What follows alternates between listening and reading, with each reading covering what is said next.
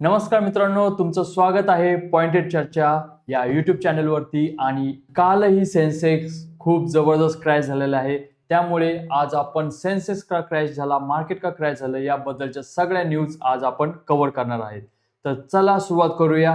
पहिली न्यूज आहे निश्चितच सेन्सेक्स बद्दल. तर सेन्सेक्स हा 1635 अंकांनी काल कोसळलेला आहे.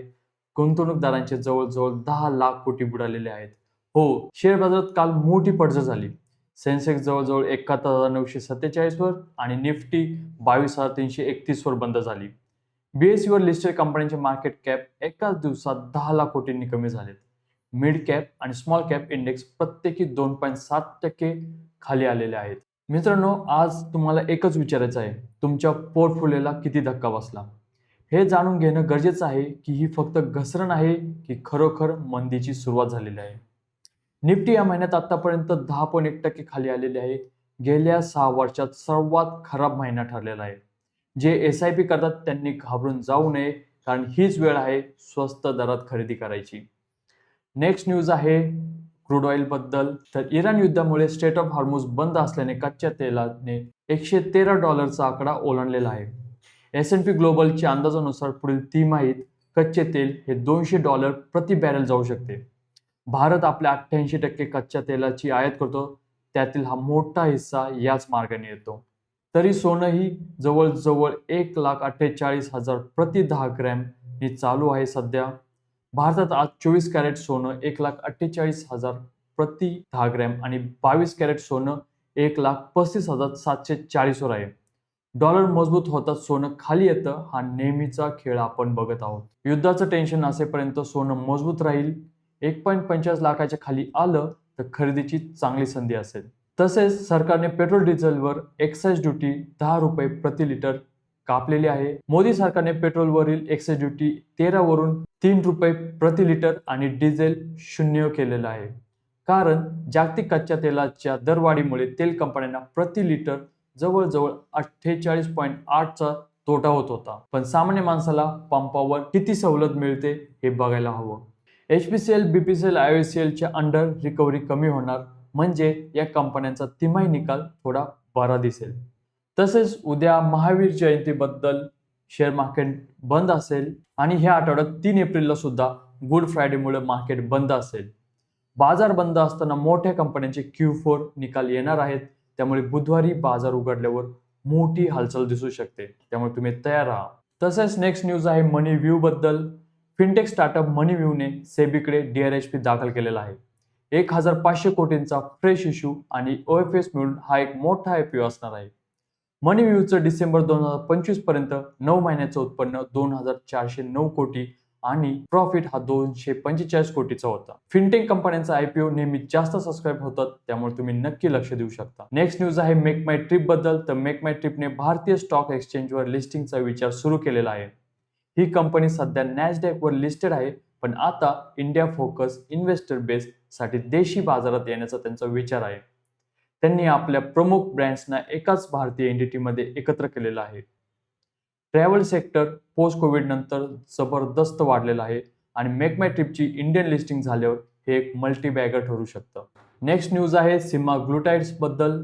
तर सिमाग्लुटाइडचे भारतातील पेटंट संपलेले आहे, त्यामुळे 40+ भारतीय कंपन्या आता जेनरिक आवृत्ती बाजारात आणत आहेत. नॅटको फार्माने जवळजवळ 1,290 रुपये पर महिना आणि इरिस लाईफ सायन्सने 220 रुपये पर इंजेक्शन या दरात लॉन्च केलेले आहे, जे ओझेम्पिक पेक्षा 90% स्वस्त आहे.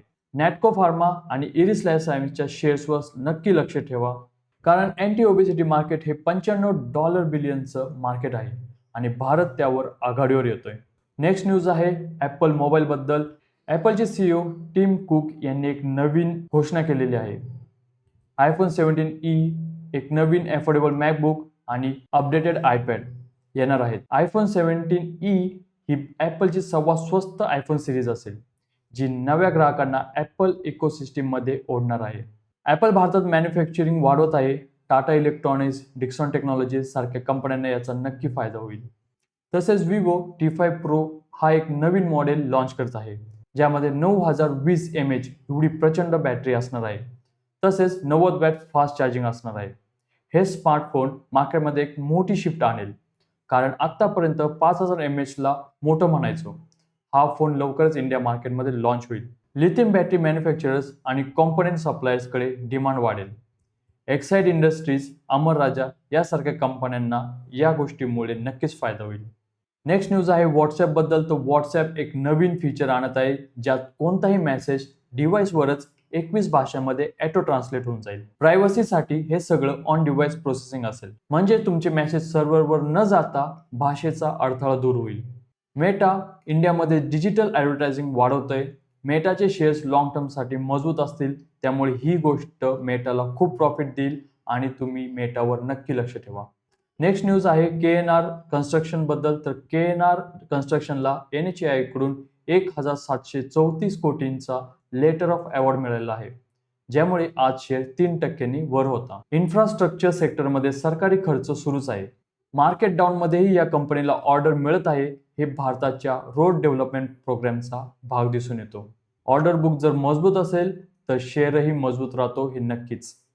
तसेच एन्व्हायरो इन्फ्रा इंजिनियर्सने NTPC कडून कुडगी आणि रामागुंडम येथे बॅटरी एनर्जी स्टोरेज सिस्टीमसाठी जवळजवळ 664 कोटींचा EPC ऑर्डर मिळवलेला आहे. ग्रीन एनर्जी स्टोरेज हे इंडियाचं भविष्य आहे आणि हा सेक्टर झपाट्याने वाढत आहे. रिन्युएबल एनर्जी प्लस स्टोरेज हे सेक्टर इंडियाचं $500 बिलियन फ्युचर आहे. Coal India, NTPC, Enviro Infra सारख्या कंपन्यांवर नक्की लक्ष ठेवा. नेक्स्ट न्यूज आहे की IIT मद्रास रिसर्च पार्क आणि युनिकॉर्न इंडिया व्हेंचरने मिळून 600 कोटींचा deep tech startup fund launch केलेला आहे. AI, robotics, space tech, quantum computing या सेक्टरमध्ये पैसा ओतला जातोय. डीप टेक स्टार्टअप्स लिस्टेड होण्यासाठी 5 ते 7 वर्ष लागतात, पण एंजल इन्व्हेस्टमेंट किंवा SAP IPO मध्ये अर्ली स्टेजमध्ये ऑपॉर्च्युनिटी असते. नेक्स्ट न्यूज आहे वॉर बद्दल. तर अमेरिकेत नॅसडॅक आणि Dow Jones industrial average correction टेरिटरीमध्ये आलेले आहेत. इराणने कतार, UAE आणि बहरीनमध्ये US बेसवर अटॅक केलेले आहेत. मॉर्गन स्टॅनलीने ग्लोबल इक्विटीज डाऊनग्रेड केलेले आहेत आणि कॅश व बॉन्डला ओव्हरवेट केलेला आहे. वॉरमध्ये नक्की लक्षात ठेवा की जेव्हा ऑइल अप जातं तेव्हा मार्केट डाऊन येतं आणि गोल्ड अप जातं तेव्हा डॉलर स्ट्रॉंग होतं. हे सिंपल फॉर्म्युला लक्षात ठेवा. आता डिफेन्स स्टॉक, गोल्ड ETF आणि IT स्टॉककडे नक्की विचार करा. नेक्स्ट न्यूज आहे VIX इंडेक्स बद्दल. तर VIX इंडेक्स आज 26.80 वर पोहोचलेला आहे, जो मार्केटमधील भीतीचं मोजमाप करतो. VIX जेवढं जास्त तेवढं मार्केट जास्त व्हॉलेटाईल असते, त्यामुळे मार्केट थोडा काळ हे बेरेशीच असेल. नेक्स्ट न्यूज आहे स्टार्टअप फंडिंग बद्दल.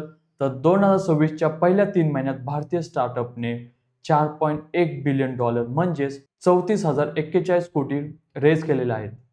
इंडियामध्ये आता 125 युनिकॉर्न आहेत आणि 6.6 लाख स्टार्टअप रजिस्टर्ड आहेत. मनीव्ह्यू, रेंटोमोजो, फ्रॅक्टल एनालिटिक्स, फिनटेक ते एनालिसिस सगळ्या सेक्टरमध्ये पैसा ओतला जातो. स्टार्टअप इकोसिस्टम स्ट्रॉंग असेल तर SME IPOs, new age tech stocks आणि VC बॅक लिस्टेड कंपनीजमध्ये ऑपॉर्च्युनिटी नक्की येते. नेक्स्ट न्यूज, केंद्र सरकारने फायनान्शियल इयर 26-27 साठी 8.2 लाख कोटींचा मार्केट बॉरोइंग प्रोग्राम जाहीर केलेला आहे, जो गेल्या वर्षापेक्षा जवळपास 1 लाख कोटींनी जास्त आहे. फायनान्शियल इयर 27 मध्ये 4.73 लाख कोटी आणि H2 मध्ये 3.47 लाख कोटी उचलण्याचा सरकारचा प्लॅन आहे.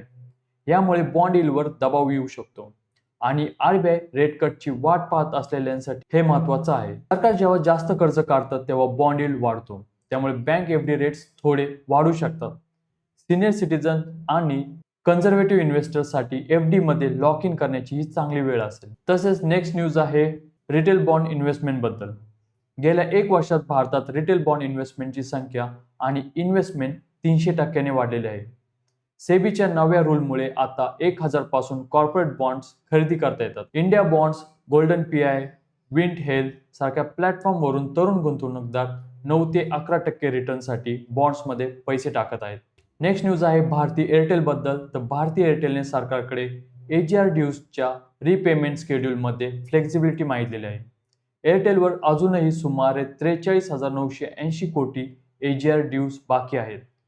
युद्ध काळातील आर्थिक दबाव आणि 5G रोलआउट खर्चामुळे टेलिकॉम कंपन्यांवर क्रॅश फ्लोचा ताण वाढत आहे आणि सरकार नेहमी टेलिकॉम सेक्टरला रिलीफ देतं, कारण हा स्ट्रॅटेजिक सेक्टर आहे. तसेच नेक्स्ट न्यूज आहे अँथ्रोपिक बद्दल. तर चॅट जीपीटीचा सर्वात मोठा रायव्हल अँथ्रोपिक म्हणजेच क्लाउड एआयचा मालक ऑक्टोबर 2026 मध्ये $60 बिलियन व्हॅल्युएशनवर IPO आणण्याचा प्लॅन करत आहेत. अमेझॉन आणि गुगल दोन्ही या कंपनीमध्ये बिलियन्स डॉलर गुंतवलेले आहेत. हे एआय सेक्टरमधील आजपर्यंतचा सर्वात मोठा IPO असू शकतो. अँथ्रोपिक थेट इंडिया मार्केटमध्ये लिस्ट होणार नाही, पण US मध्ये लिस्ट झाल्यावर तुम्ही ग्रो, इंडी मनी किंवा वेस्टेड फायनान्सद्वारे इन्व्हेस्टमेंट नक्की करू शकता. त्यामुळे ही संधी नक्कीच मिस करू नका. आणि आजचा सर्वात महत्त्वाचा टेक अवे असेल की SIP बंद करू नका, पॅनिकमध्ये विकू नका. इतिहास सांगतो की असे क्षण पुढे मल्टीबॅगर्स रिटर्न देतात. तर भेटूया पुढच्या न्यूजमध्ये. तोपर्यंत जय हिंद, जय महाराष्ट्र.